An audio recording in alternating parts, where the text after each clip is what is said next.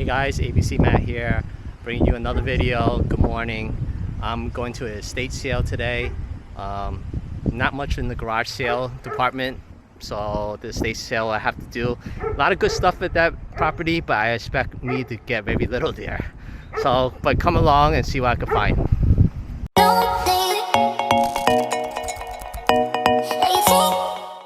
Know if you can get into the house, that's the thing. Yeah. So guys, we're back at it at estate sales. It's come to that time where it's estate sale season. So this place has two separate entrances. They did one in the garage and one in the house. So the house was kind of closed. It was staggering, so I came into the garage instead. See this GMC, and I was debating about it. It was for $8, but looking at it and inspecting it, it looked damaged. And the people who were in here first, they took the Mustang logo, and I guess they took the better GMC.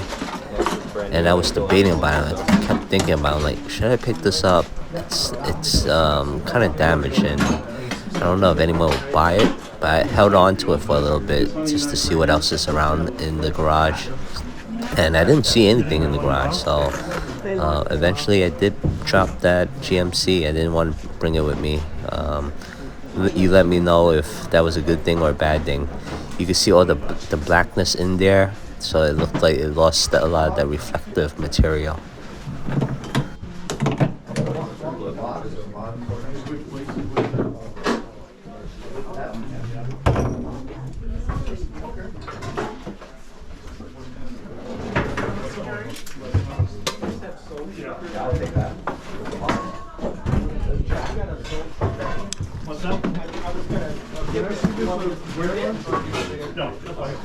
You put the box in there, you just put sold on it or whatever. I'll come back. Yeah. Can I see there's a green one?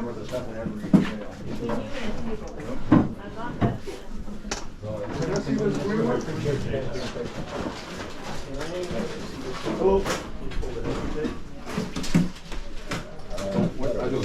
I didn't want this time. So out here in the front of the garage, they have loads of fishing line and lures and other things involving fishing. Like I said in the earlier video, I don't know it. Last time I picked up a fishing line that was still in this reel, and that sold. But I don't think I could take the gamble here because it was kind of pricey to take a gamble. So, and I couldn't get through these old guys, so I passed up on those. And then they had knives in there. I had no clue on those knives if they were good or not. But again, I had the old man elbows and arms in the way, so I'm like, forget it. I might as well queue up in the line again and wait until the main house opens up. So this house is $493,000, 5 bedrooms, 3 baths. 1870 square feet. At the year it was built is 1978, so it's pretty old. I'm looking here in the kitchen first. They have the Fiesta ware that have some money to it, but there was no Pyrex anymore. Based on the pictures, there was a lot of kitchenware stuff that had some value, but after looking at the Fiesta ware a little bit more, I picked it up and then I did the comps for them, and it turns out that the price is a little too high, so I did eventually put the Fiesta ware back. You notice a trend that's going on?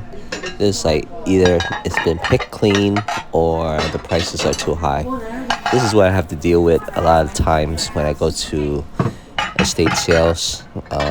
While they have an abundance of stuff, a lot of people are there to pick them up as well, and there's some estate sale companies where the price is way too high. My fellow resellers know the struggle I go through now. They're starting to see it. So, as you can see, the Fiesta ware, you want to look at the bottom to see there's imprinted Fiesta ware. I want to thank Brian Big and Fun, who helped me with the kitchen stuff.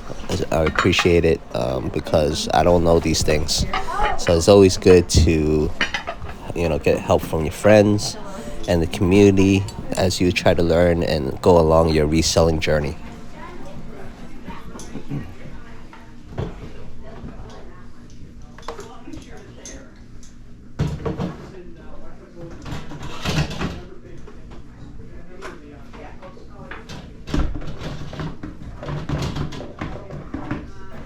So you can see there's nothing that's really that great in the kitchen.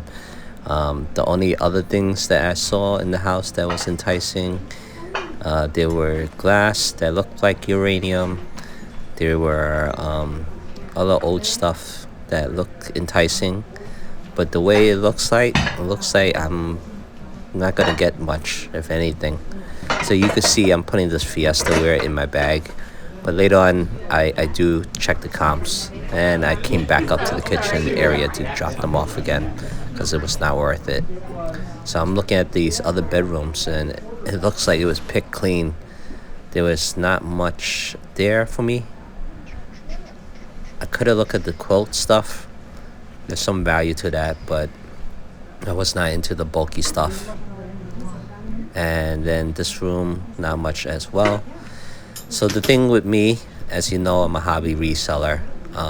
If I was a full-time or part-time, and if I had a lot of room, I would look more in depth with the quilt stuff and other things. But I'm kind of limited in my space, so I have to be selective with what I pick up. It's a different mindset than a normal reseller, because if you have like a garage, a basement, and you have the room for it, sure, you can pick up a lot of things. For me, I need things that could sell at a timely fashion and doesn't take up room. That's why you hear me saying that I always want to get things that are easy to pick and easy to ship. One, because I don't have the room and need it to churn fast, and two, I don't have that much room, so I'm trying to get more little stuff that I could stack, as opposed to getting one big item and let it sit there and stuff like that. So that's my mindset. Oh, that's good. Ah. Yeah. Excuse me. So you can see I'm looking through the uranium stuff. Price was not that great for me, and there was a lot of people who were looking at it with their black lights, so I figure they probably looked at it, and if it wasn't taken already, they were disappointed. So I passed on that, and we're gonna go past this line again and go to the basement level. It's a little bit tight here. This is the problem with estate sales too. You always bump into people. Hey. Did you find something? Some stuff. Is there more downstairs? All right, I'm gonna go down there.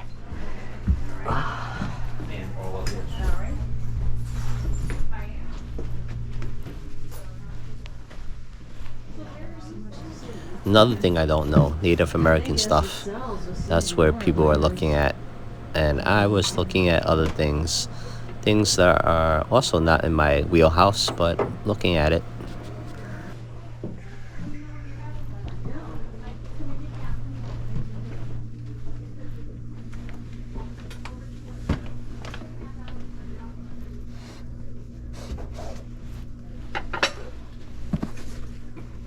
So another thing I'm not keen on is books. I saw this American Eskimo book. I was gonna pick it up, but this is my strategy with estate sales. Things that are intriguing, things that are not in my wheelhouse, I will pick them up, put them in my bag, and then go to an area or room where it's less congested, less foot traffic, and then do the comps there. And then if it fits to the liking, then I'll keep it. But if it doesn't, I usually drop them off again. But at least I have a safe space area where I could do the comps. So you see me pick up this book. I'm not sure about it. There are some listings for it, but I have not seen any solds. But I picked it up, I put it in the bag, and then later on I'll go through the comps and see if it's worth taking or not. Now, in this closet, I do see a mobile hat that I saw in the pictures, In the pictures, it looks like it was really beat up, but seeing it in person, it's doable. So I picked that up, and then I picked up another cap in there, and then I picked up a jacket. So not a total loss, but I was very disappointed because there was a long line. I knew it was going to get picked. Like, what do you do in that sense, Do you stay on that line to see what you could salvage, or do you just say, forget it, and you move on and you go to another place? For me, this week, there was nothing out there, so I had to stay on the line. But you keep your expectation low so you're not disappointed. And I knew what I was getting into, but you try to make the best of everything.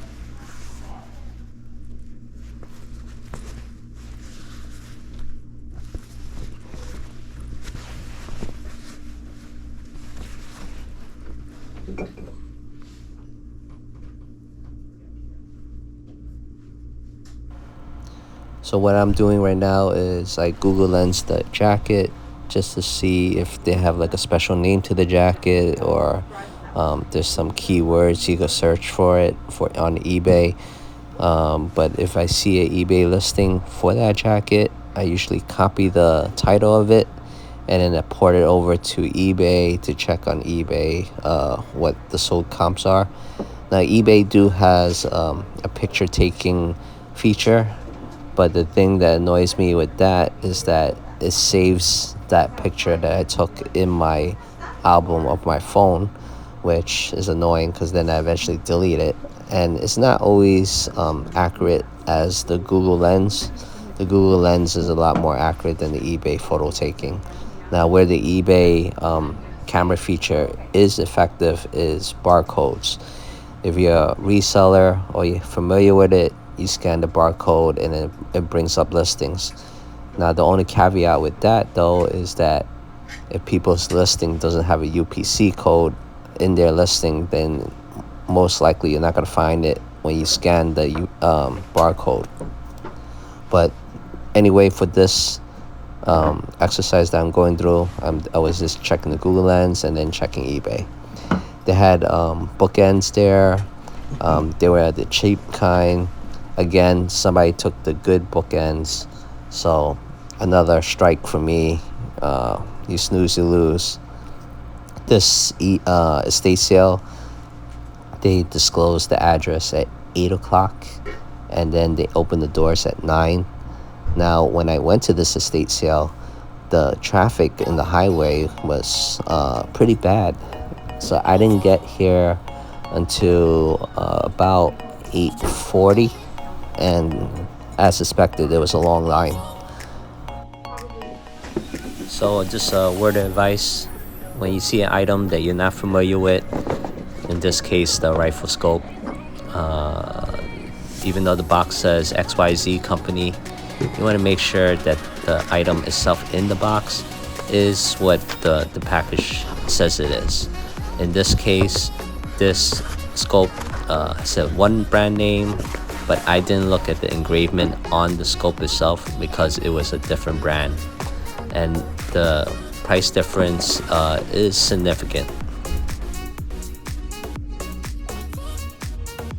So I went to that estate sale. Not much for me. Picked up some stuff, but not great at all. So, like I said, not great at all. I picked up this Carhartt jacket. It seems okay. It's not a wow factor. Then, I made this big mistake. I saw this rifle scope. I'm like, oh, all the documentation's there and everything. and I didn't look at the scope itself. Then I saw this knife near the cash register. I picked it up. It's pretty cool, made in Japan, good steel, has a good emblem on the handle. Alright, I'll take the gamble with that. Then we have the mobile hat. People like the winged Pegasus. Then they have the Jack Daniels. So thanks for watching, and here's the comps.